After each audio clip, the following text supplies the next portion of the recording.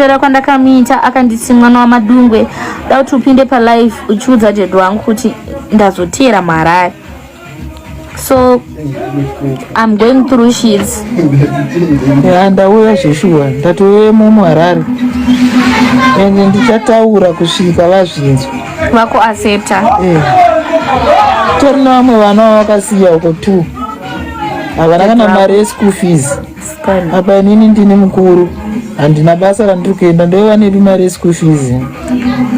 Saka iwewe semwana wamadungwe chii chaukudoti like you want people kuti vanovasvitsa nyaya kuti chii kuti ngavauye ngavabvune kuti inini ndiri mwana wavo woenda unochengeta vana vari kumusha. Then iwewe tauro kutsvaga basa. Nditsvaga basa chero rekutengesa masamusa. Chakungodai basa ne. Chandingodai basa. Zvongezi ndichingowanawo mari.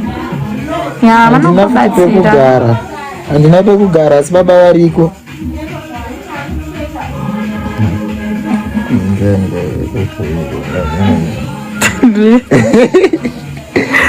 Madungwe prophet ivavo hamusona takafanana.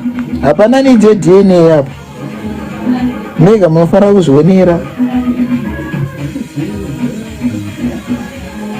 Handisini madungwe ni baba vangu. Saka musati inini ndini madungwe ndo baba vangu. But nyewe kuti vakazvara mwana fotokopi akafanana navo asingarambike futi chero vakayapa vanhu havakwanisi kuzviramba kuti inini ndiri mwana wavo. Ndini mwana wavo chaiye first born dangwe.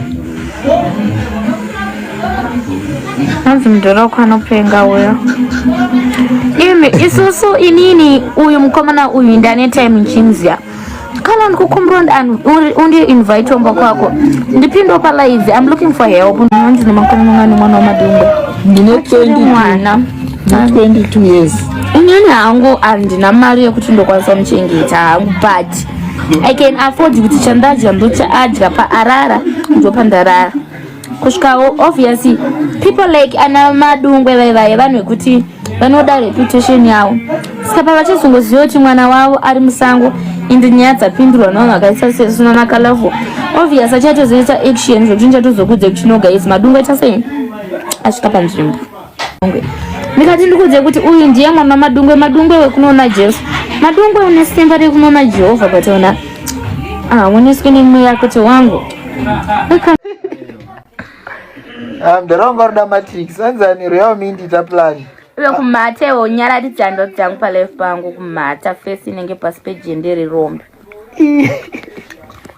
handichi ifre you know kuti munhu wekuti nangu mutora sebrother ari pandakasangana naye then ndobatondadhedhi vangu ndimadungwe chichi can you chichi post for me ndikati andozokupostera maybe mawana ndopachabuda madungwe wherever you are ndotore mwana wako madungwe mine mune photocopy unonyarira pai pane zvimwe zvokuti mwana ada kuendeswa madna test asi madungwe usadaro una photocopy kutondisiya ndichitambura toauzoita garden boy muno muHarare apona baba vakaniona Jesu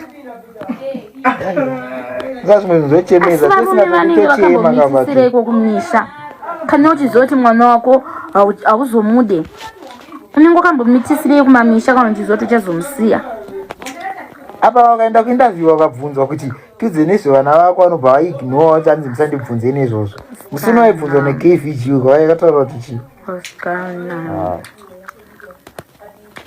yo eli anozive zvanotaura iwowo bva palife pacho kaurumba hanzi mwana wamadungwe here mwana wamadungwe uyu ari kuenda rini kwaoda akufana kutoenda not for help but at least baba vakango boys popina ni live ne vanhu 40 mangu mavanhu 300 oyo ichomuchisa magifts guys. Alright, fine.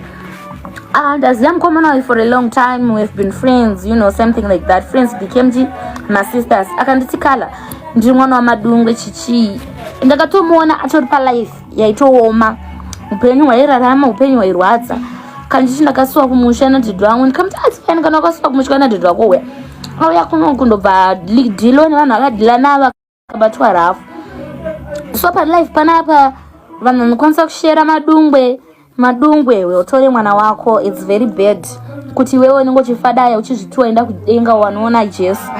Jesu wacho ngambo kudzoa Madungwe kuti Madungwe mwanangu, go get your son. Apa ndakura mfunge. Ndisi ni Madungwe ni baba wangu wakumana. Skana. Asi kona ndafanana na baba kusvika pakunzi. Unondinzwisa tsitsi. Unondinzwisa tsitsi. Takafanana because ni baba wangu kamda. Skana. Zvachemedza izvi guys, munati panapa. Nyango chichi.